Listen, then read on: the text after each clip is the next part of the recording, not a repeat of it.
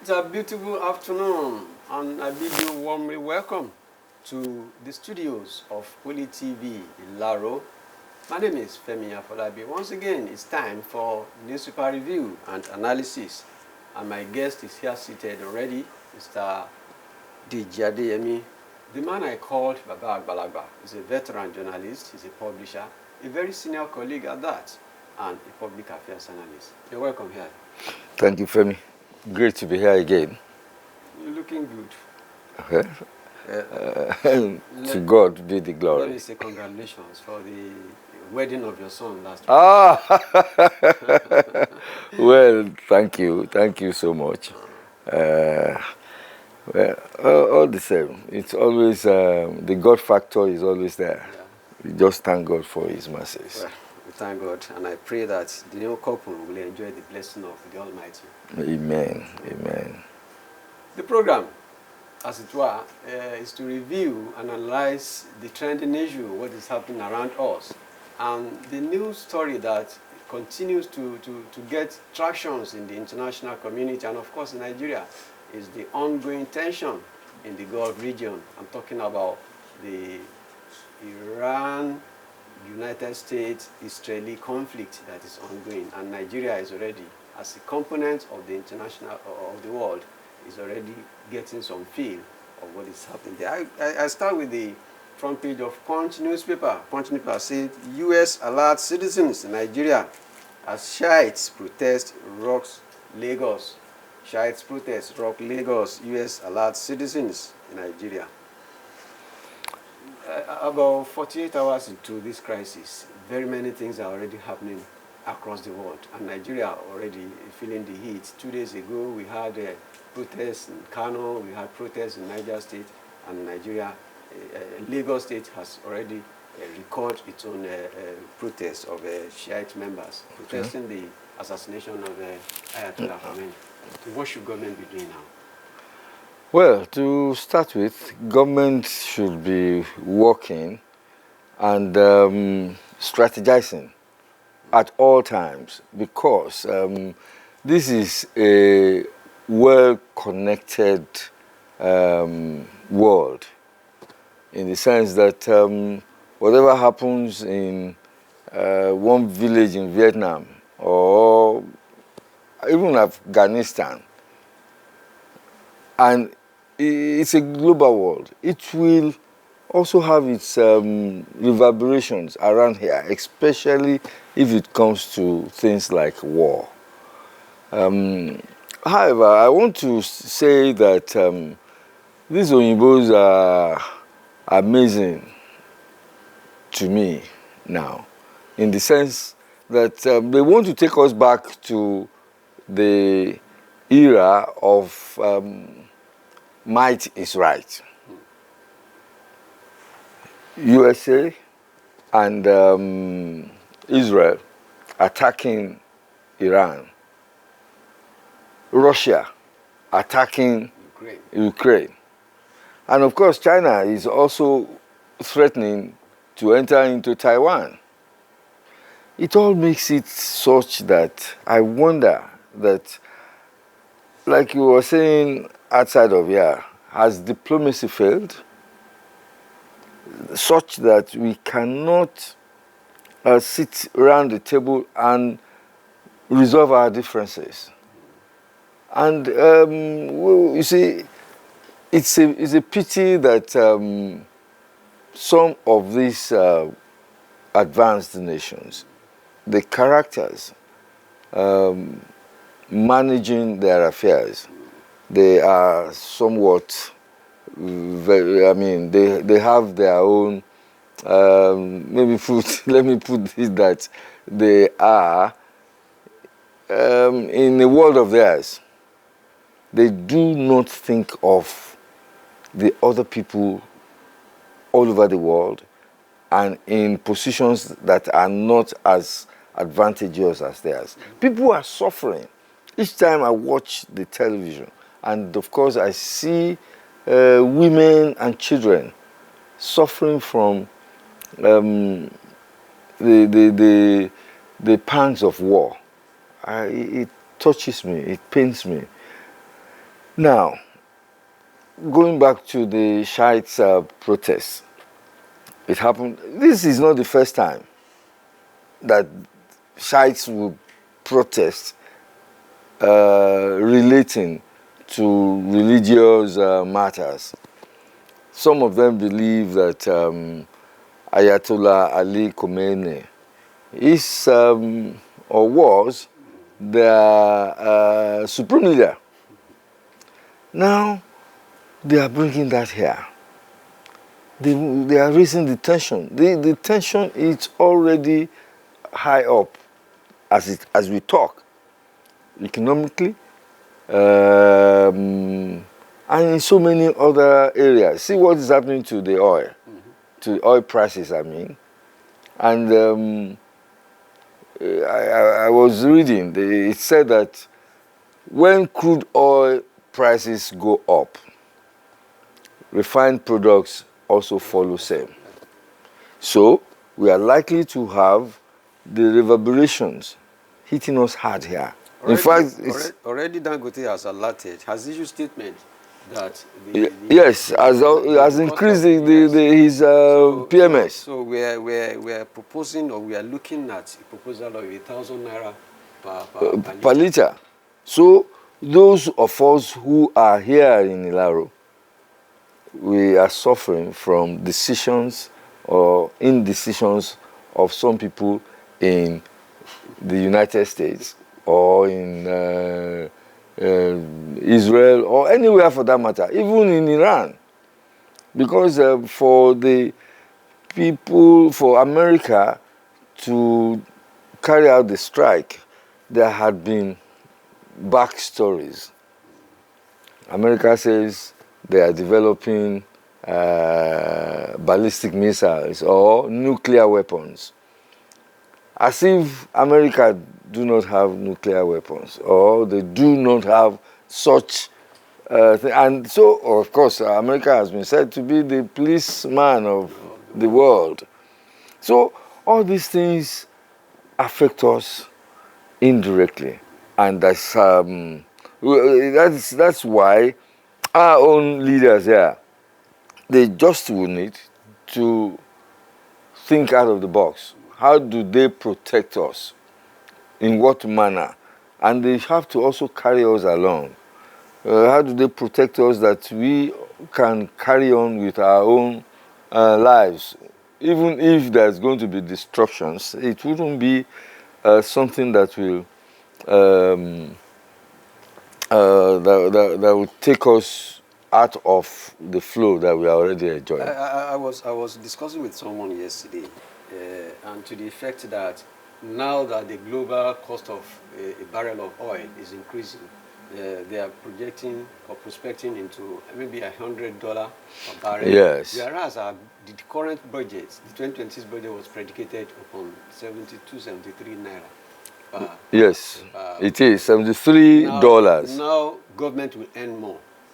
Government will earn more, but the citizens will also suffer because prices of goods and services will rise. Yes, that's why I said our leaders must think out of the box. How are they going to protect us such that we do not have the impact isn't as devastating as expected? Because you can look at it, we are still even saying that at 734 or whatever, the Dangote PMS now is going to 800 plus now. If this thing deepens, yes, the crisis in the Gulf region, if it deepens, of course the thing will go, and then we'll start paying 1,000, 1,200. What kind of shocks or absorbers, let me put it that way, because it's a shock already. Still interrogating the crisis in the Gulf region. Okay. The Nigerian Tribune says Nigerian importers to pay more as Middle East crisis affect shipping. We are originally talking about oil. Now we are talking about shipping because the vessels will not be able to ply. Then we will to run in the international waters. Yes, yes. They call the place the Straits of Hormuz in the Gulf region. 20% of oil cargo in the world pass through that strait. Now that strait is blocked because all those ships, they had to just park. Iran has told them that they don't have, it's like if you come around us, we are not giving you an assurance of your security. And now we are talking about shipping generally, shipping of all sorts of things, raw materials, finished products, and all the rest of it. And of course, don't forget that we are not fantastic manufacturers here in Nigeria, outside of our crude oil. So what do you find? You find that some of the goods and commodities, prices will go up.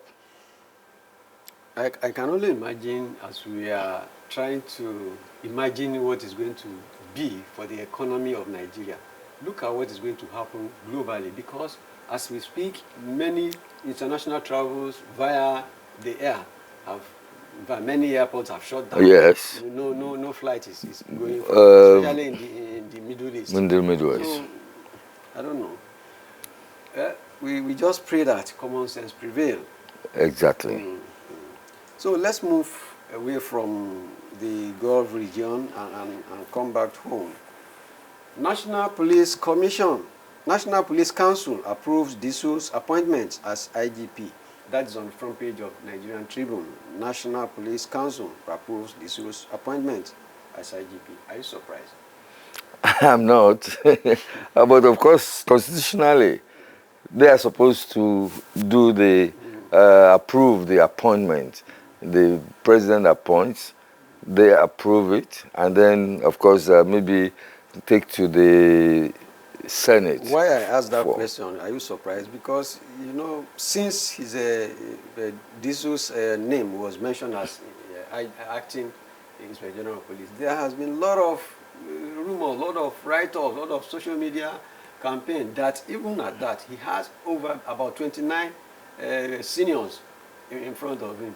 So, the question it is not today now. No, that is just the trade. The point remains that somebody who is junior in rank is appointed to a particular position ahead of the senior.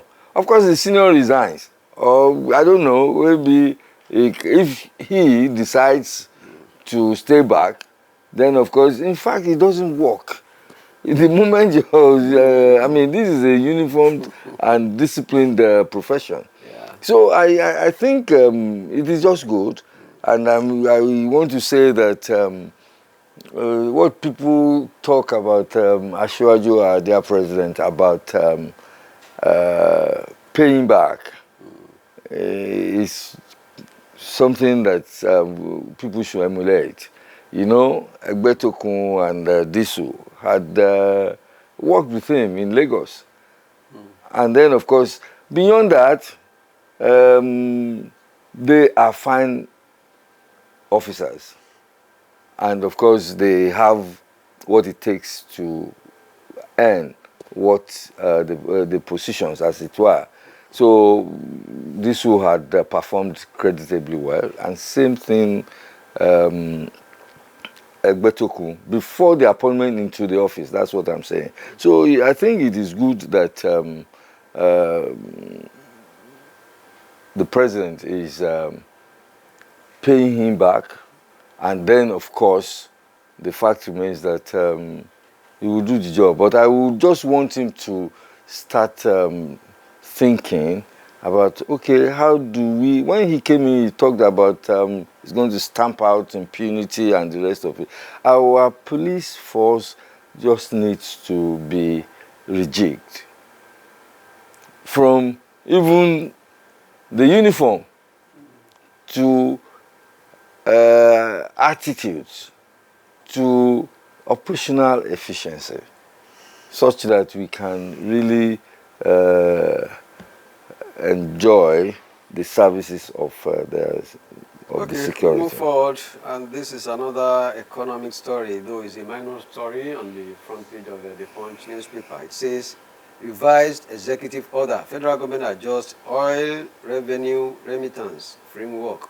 Federal government adjusts oil revenue remittance framework.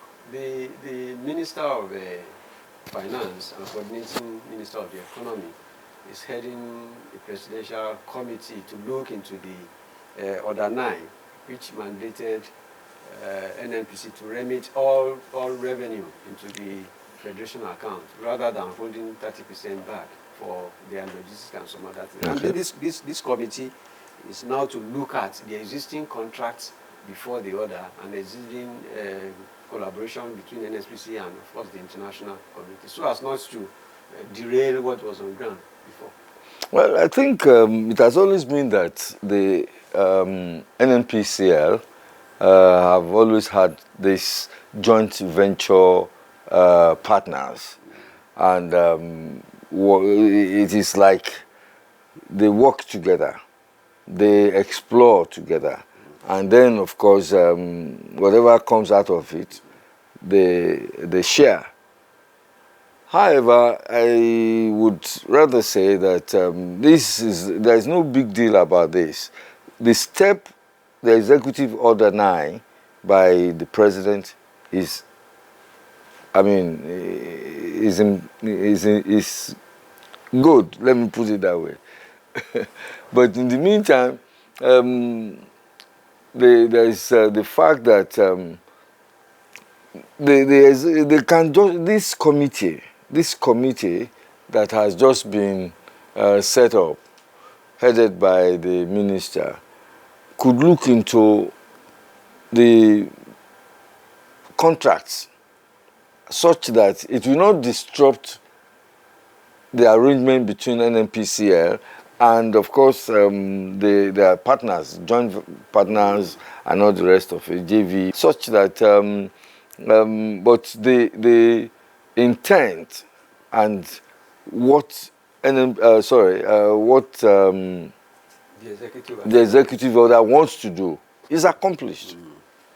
Okay, from there we move to a minor report still on the front page of Punch newspaper, and it says ICPC lists documents, devices seized from El-Rufai Abuja home. ICPC lists documents, devices seized from El-Rufai Abuja home. That story is gaining traction in the social media. But of course, a few hours after this story came out, there was a statement from the wife of El-Rufai and, of course, his son, that what ICPC was saying was lie. That those things claimed to have been gotten in El-Rufai's house were not what they are alluding to. I think they will have to work harder at what they are encountering. What I mean by this is the fact that NNP, they first said that it's an illegal warrant that they brought. But of course, I guess that ICPC will not go and, incur an illegal warrant to search anywhere for that matter. Why do that? Because they already have the powers. They already have the powers to investigate, to arrest, and all the rest of it. So when they got in there, I guess that they met the wife, Ajia Hadiza El-Rufai, and the son, Mohammed, I guess. And they were there when ICPC was searching. And ICPC will not now search, make a list of what the things they have seen without asking people to witness. And those who are going to witness will be the members of the household. So obviously, I don't know now what they are saying, that the phone tapping device that they saw, that let them prove that this is not, we are talking about technology here. So the device, whether it's a laptop or it is whatever. Let it be verified that this is not a phone tapping device. Then we go about that. So rather, what I mean is that then it's left for the ICPC to tell us where they got the definition of a phone tapping device. Because technologists will tell you that this is what this can do, this is what it cannot do. So I want to think that they just need to carry on with this. I pity the family. I'm saying that. Okay, from there we go to the front page of Guardian newspaper, and this is an investigative report by the Guardian, and the headline says, drug shortage, funding cut, puts 100 million Nigerians at risk. Drug shortage, funding cuts, put 100 million Nigerians at risk. Well, why should there be, when the budget is put in place, let it be explained to us, why should there be a cut in funding of the particular budget item? You know that 2025 budget, up till now, is still being implemented. Yes. Because there were no enough fund or cash backing to the various approvals and releases made. Yes. So even a few weeks ago, a minister, a cabinet member, alluded to the fact that every approval that he got throughout last year, he couldn't access more than 1% of those approvals. So that means his ministry did not perform to every capital project he intended for that year. So I think government now sees reasons why a major chunk of 2025 budget is transmitted into 2026. I think we should not be running on a deficit budget, for crying out loud. I mean, maybe our economists can enlighten me better. So in that balance, that is why this paper is making this assertion out of the investigative report that drug shortage and funding cuts put 100 million Nigerians at risk. Then how then do we really give adequate health care to the people? When you go to hospitals and you cannot get the drugs that you need, and then of course you have to go out to go and buy it, and sometimes you fall into the hands of charlatans, fall into and start taking fake drugs all over the place. The government should just do something. I'm calling on Professor Pate to do something about it. He's a professional, world-renowned, such that our healthcare, the industry in its entirety, can really move to serve the people of Nigeria. Well, despite these shortages, these inadequacies we are reporting, there's another minor report on the front page of the Guardian. Nigeria's net reserves rise by 772% in 2 years to 34.8 billion naira. That dollars. That is explaining the fact that as at between now and 2 years, we earned $34.8 billion in our foreign reserve. And we are talking about budgets not being implemented adequately because of certain resources. Don't you see any contradiction there? Yes, that seems to be a contradiction. But yes, but you see, we have to, give kudos to this administration for being able to increase. To earn so much. And so much.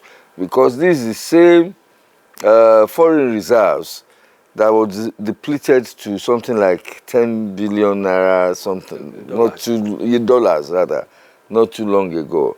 And then and of course we all know what having a very robust and healthy foreign reserves will do for trade between Nigeria and other nations.